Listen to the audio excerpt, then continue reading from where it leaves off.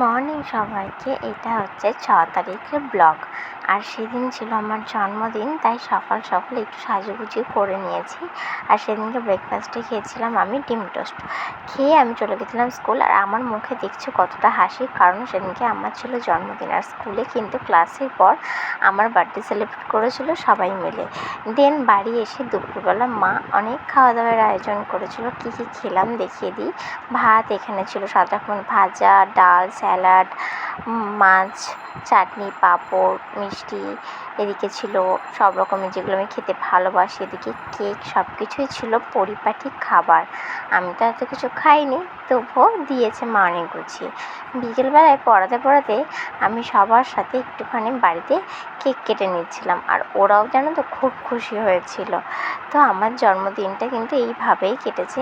আরও ভালো কেটেছে, সেটা পরের ব্লগে দেখাবো। চলো, টাটা।